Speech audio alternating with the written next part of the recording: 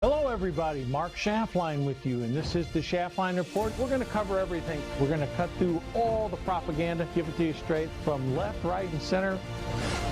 The opinions are what counts. Hello everybody, Mark Schaftlein with you, and this is the Schaftlein Report on Patriot TV. Listen folks, this is going to be some pretty severe criticism of the American media. And I want to start it off by acknowledging, first of all, we had multiple strikes past couple days. The first strike by the Israelis killed two top Iranian security leaders.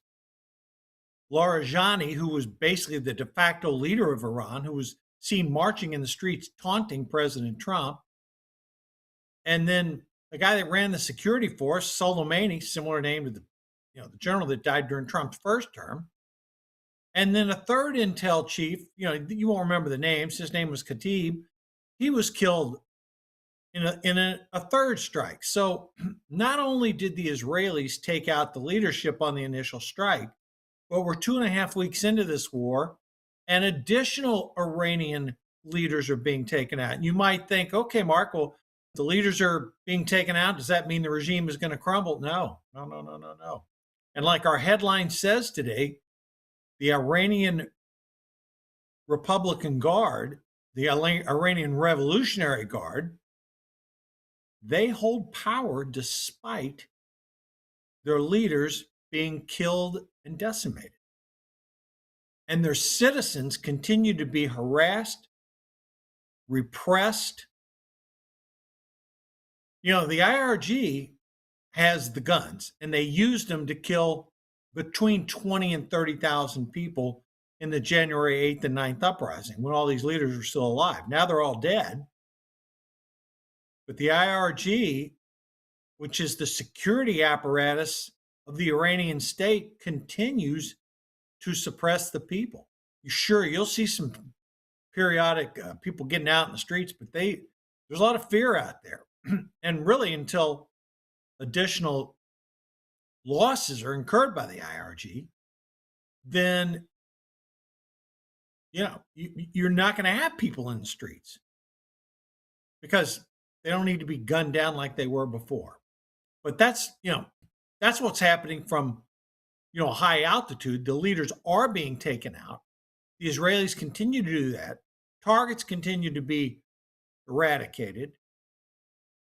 And now get a load of this, folks. And I thought both Britt Hume of Fox News and Victor David Hanson, had stinging critiques of the media.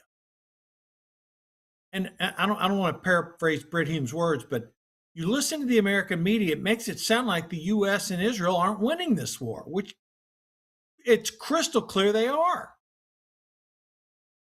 And both Britt Hume and Victor David Hanson used the following terms. They said, well, imagine this. The United States Air Force is decimated. All our ships in the Navy are sunk. The president and his entire cabinet's been killed. Other leaders have been killed.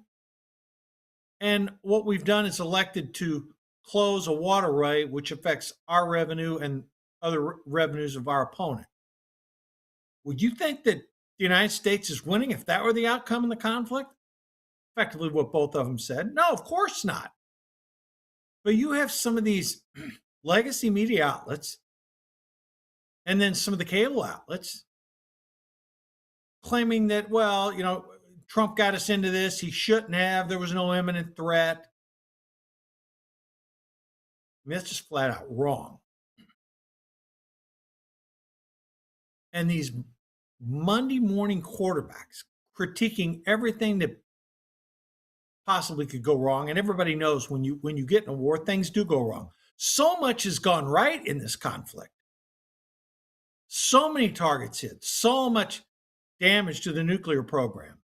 Will they achieve regime change? I don't know. It's still to be determined. Doesn't look that great. Did they deter their nuclear program, set it back a significant amount? You sure bet they did. Has the Israelis accomplished their goals? They're on their way. And again, I remind everybody, when this started, the president said this is going to be about a 4-week campaign. And you already have the people on the left. Well, when is it going to end? I mean, we've already been at this They don't say 2.5 weeks. But you're hearing comments, it's going to be a long, drawn out conflict, boots on the ground. They have no idea. The administration being criticized for not thinking forward what things that could happen.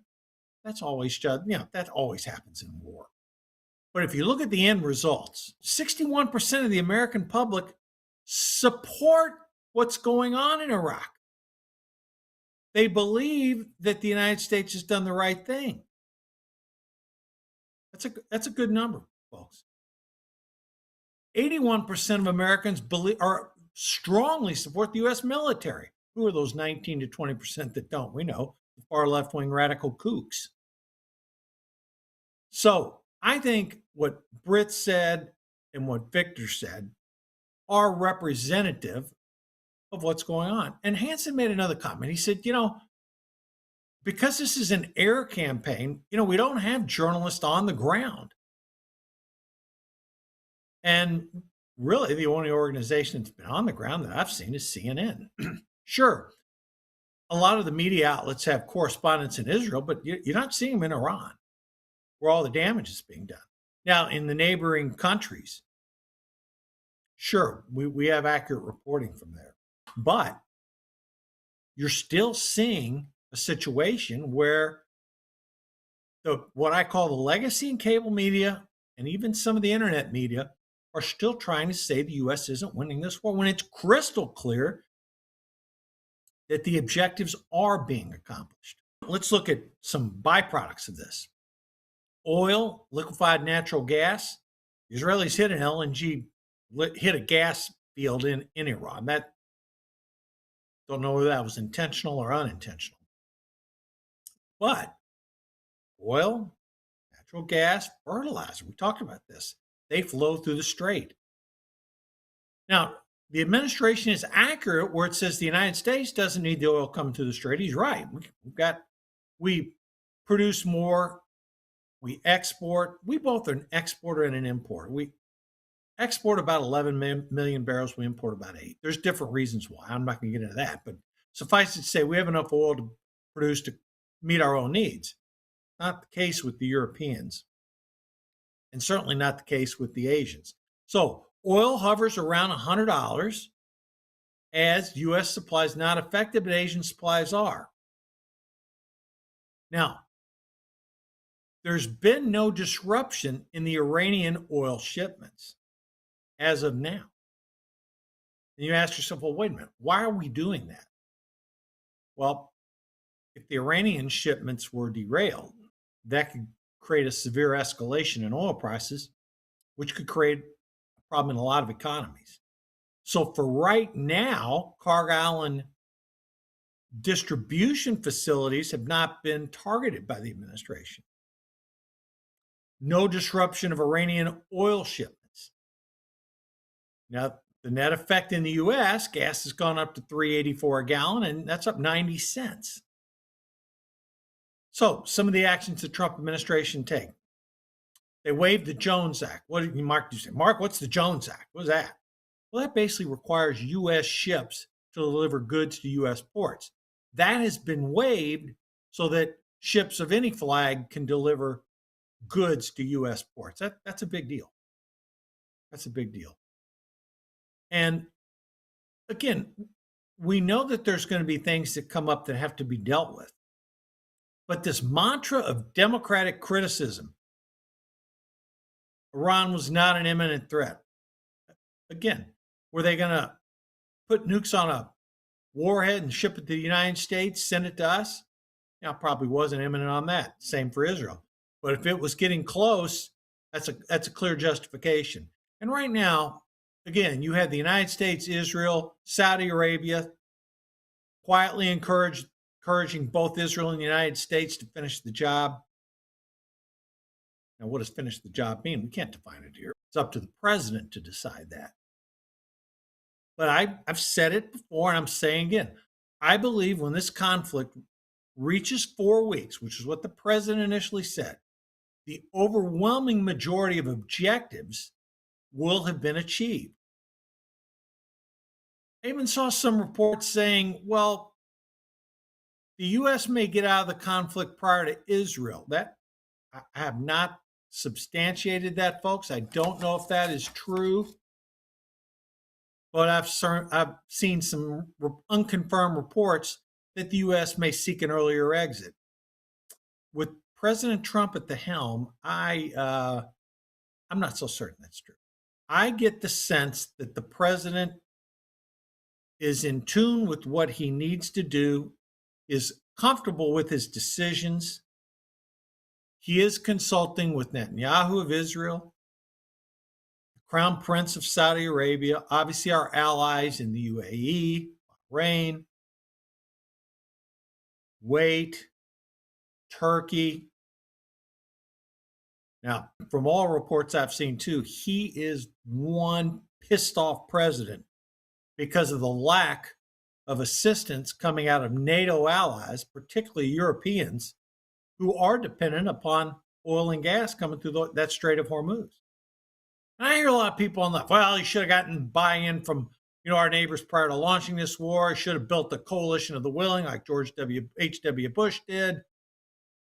Now, that would have done away with the element of surprise. I'm not buying anything that those people are selling. You had Intelligence Deputy Joe Kent, who's been a guest on this show multiple times, resign yesterday.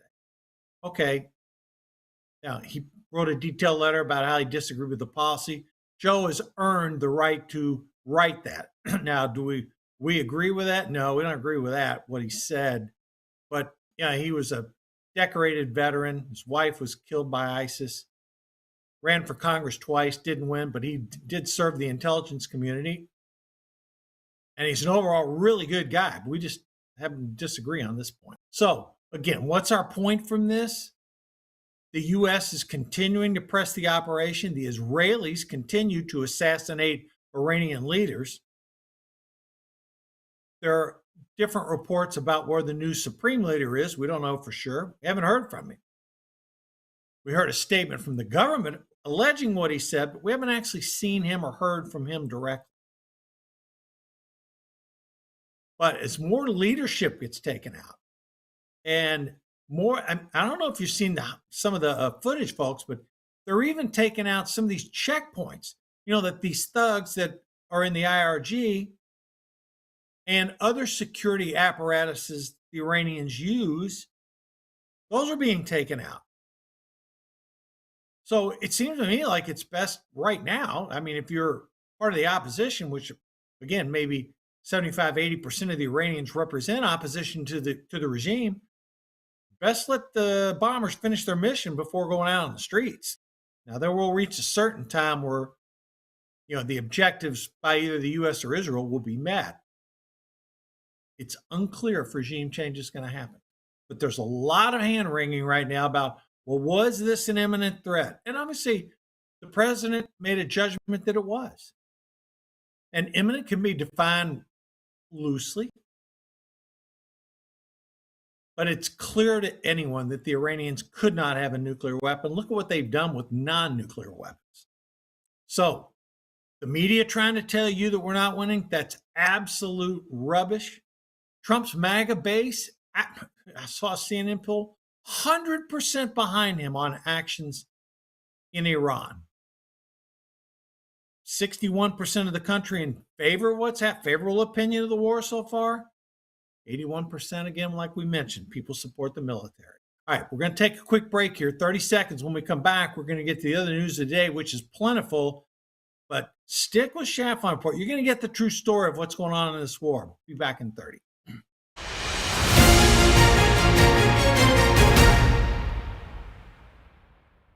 AI is everywhere, but none of it does everything.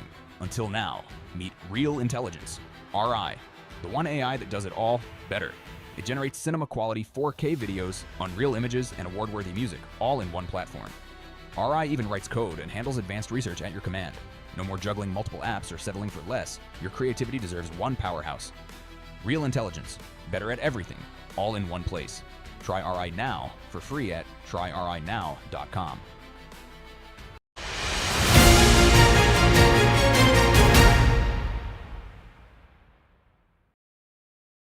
All right, and we're back, folks. So there was some fireworks in Mark Wayne Mullins' effort to be approved as Kristi Noem's replacement for head of DHS, particularly with Senator Rand Paul from my original state of Kentucky, who is really taking an aggressive approach to Mullen based on statements Mullen made when Rand Paul was attacked and viciously.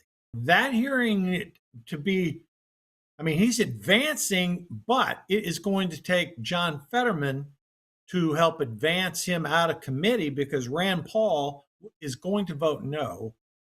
And unless one Democrat steps forward, which John Fetterman may, his nomination would not make it out of committee.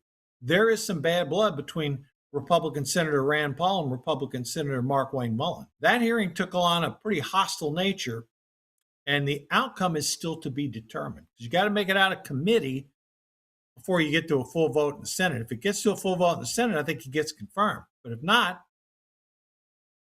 then he'll probably have to withdraw his nomination, remain a senator, and Trump will have to put somebody else in. Speaking of Democrats and DHS, they continue to block funding for the security people at DHS, manage the lines. We've heard reports over 300 people quitting because they weren't getting paid. Now, eventually they'll get paid, but you tell that to them. A lot of people work paycheck to paycheck and they got to get paid. Democrats holding them hostage like they always do. This goes for FEMA and the Coast Guard also. Why? To try to extrapolate changes in ICE. I even heard some of their changes. They wanted to have Obamacare subsidies continue. That's never going to happen. So, as is typical, the Democratic Party using federal government employees as pawns in their game to protect illegals, protect people who are in this country illegally, criminals, the worst of the worst. And this is happening during a time of war when we need people at TSA. Think about what would happen if an attack happened at an airport. These Democrats and what they're doing, it's disgusting holding up that TSA funding. Hopefully there can be some compromises reached and we can get a bill out. I'm telling you something. It's bad all around what these Democrats are doing, holding up that funding. Save America Act is another thing. Requiring voter ID, immensely popular with the American public, north of 80%. And yet, once again, the Democrats in the Senate, to protect their illegal immigrants who periodically vote, no, we can't have voter ID. And they use the thing, they say, well, Trump said if we get this, we will win the midterms. Again, anything Trump wants, they oppose, even though 80% of the public wants this bill passed. But again, it does not look like that's going to happen. Why? Because the Senate requires this magical 60 votes. Now, occasionally they waive that for budget reconciliation, but they don't waive it often. And it doesn't look like it's going to get waived here. So this Save America doesn't look so great. Now, you've heard a little bit about Cuba lately. Lost all their power the other day. Now they're gaining some of it back. There are reports circulating that there's communication between the Cuban government and the American government. I believe that. Don't know what those are. Heard unconfirmed reports that the administration wants, the president of Cuba out. I have no confirmation on that. Do I think a deal will be struck? Yes, I do. Things in Venezuela seem to be going reasonably well right now. After the Venezuelans defeated the USA in baseball, Trump jokingly said, statehood. Well, nobody's taking that seriously. I mean, come on. But again, in our hemisphere, Maduro gone, Rodriguez in place, relations good, oil flowing, a success story. I think the same thing will happen with Cuba. Now, another little thing that didn't get a whole lot of headlines, but I'm going to share it with you here. Federal workforce. Remember the old Doge gang got ridiculed? Well, guess what? A year into it, about 238,000 jobs have been reduced at the federal government. That's about 10%. Folks, did you know we had over 2 million government employees? Yes, we do. By the time you add in the military, everybody in Washington, the various agencies, support, etc., about 2.4 million federal government workers. The aforementioned TSA, Coast Guard, FEMA, military. It's a lot. We got a big government.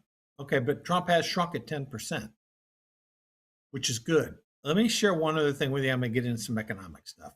One thing came out of Rasmussen, this gerrymandering garbage that's going on. 80% of the public does not support this. And yet it continues. Republicans do it, Democrats do it. Doesn't matter what party you're in, it's not viewed favorably. How this is going to affect the midterms, too soon to rate. But again, it's a hot topic. A lot of states have been doing it, and people don't like it. Now, let me get to some economic news today. Okay, and this was not good. We're not sugarcoating it, folks. But the producer price index came in at 3.9%. Economists were looking for 3.7. Those are high expectations and actual results. Why? Well, with oil prices spiking up 90 cents a gallon, oil goes into everything, folks. It was mainly the service economy that shot up, but it's also filtering through everywhere else. When you go 90 cents a gallon in a relatively short period of time, that will filter through the economy. That's why the Federal Reserve, who met, did not change interest rates. And the probability curve on Wall Street right now for 2 cuts is basically diminished. It's down like a 15% chance. Why? The argument being, if you have inflation running closer to 3 than 2, how are you going to cut rates? So Warsh's confirmation hearings will be coming up, the new Fed nominee. But like Powell was testifying on the Hill, and he's like, well, what if he's not confirmed? Then he would end up staying in the job, So the economic news was not great. The market, fell over 700 points. The markets are now about 5%, over 5% below where they peaked. Some closer to 6-7%. It's not out of the context. We could see a correction of 10%, folks. Because why? Oil goes into everything, and oil has rocketed up 90 cents. I think oil price per gallon averaged 385. 385 is what I'm seeing now. Certain states west of the Rocky Mountains, you're paying $6 or higher. $6 a gallon. Can you imagine what would happen back east if that was happening? Oh my God. But yeah, that's happening. So the Federal Reserve did not change interest rates at their meeting. Inflation clearly running higher than expected. The markets don't like this. Why? Because the markets were expecting further rate cuts. And if those rate cuts don't happen, then there's an argument to be made that stocks could be overpriced. But there's also another argument. When you have a correction like this, great buying opportunity. We'll see which one of those wins out. So let me summarize this.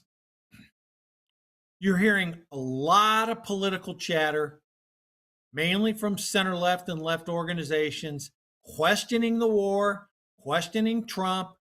It's almost like if we can sow the seed of doubt that Trump went out and did this on his own without consulting with the allies and didn't think ahead, that this will play well into the midterms. That's their theory of the case. And the media, particularly cable and legacy, anything against Trump is good. But Trump's base is rock solid. Now I hear, we got some non-MAGA people, like I ain't going to mention their names, who don't like this war, blah, blah, blah. But the MAGA base supports him damn near 100%. Republicans in general, he's over 90. So, again, be cognizant of this when you're listening to this reporting. Heck, I've seen the most accurate reporting coming from the Jerusalem Post. So be cautious about what you're hearing from legacy media or cable companies. They're painting a picture. Again, I go back to what both Hansen and Britt Hume said. I mean, the Air Force doesn't exist in Iran. The Navy's been sunk. The infrastructure's been taken out. The nuclear capability's taken out. The top 50 plus leaders taken out. The only problem with this is sometimes you may not know who you're negotiating with if there's negotiations. So don't buy into this garbage coming out of the left-wing media that, oh, we're not winning, or, when's this is going to be an endless conflict. Now, will Trump use the Marines to secure part of Iran? Maybe. Would he use the Marines to secure Kharg Island? Maybe. We'll see how it goes. But again, I firmly believe this is not going to be an endless conflict. I think when Trump said initially 4 weeks, it could end up being a 4 to 5 week campaign. And by then, I think the U.S. will have achieved the overwhelming majority of its objectives. We believe that, in the president. We think the president will be making the correct decisions. And this stuff banning around, oh, were they an imminent threat? Were they an imminent threat? In the president's view, they were. And in some of his closest advisors, they were. Not every advisor. We're not going to get into names, but you don't want to have a bunch of yes men around you saying yes, sir, yes, sir, yes, sir. A lot of people portray that, but that's not the case. You have some very bright people around. So we're going to monitor, the developments. But so far, again, massive infrastructure taken out, rocket launchers taken out, vast majority of missiles taken out. Do they have drones? Yes. Do they have some missiles? Yes. Do they have some launchers? Yes.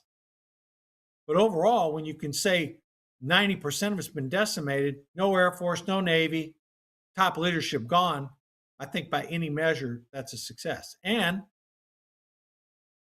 I do think this Strait of Hormuz issue will work itself out in the next week. I really believe that. So we've got some domestic issues at home as a result of these rising oil prices. We're going to stay on top of that. It's important to get that under control because I do believe, as do a lot of analysts, and Trump said himself, once this situation resolves, oil prices will come back down. The futures curves are pointing to the fact that prices will be lower later in the year. Okay, that's our report for today. Thanks for watching Schaftlein Report on Patriot TV and on Rumble. We'll be back giving you updates as warranted. And we wish nothing but the best for our troops in this successful military campaign. Same for the Israelis. Mark Schaftlein signing off. Thank you.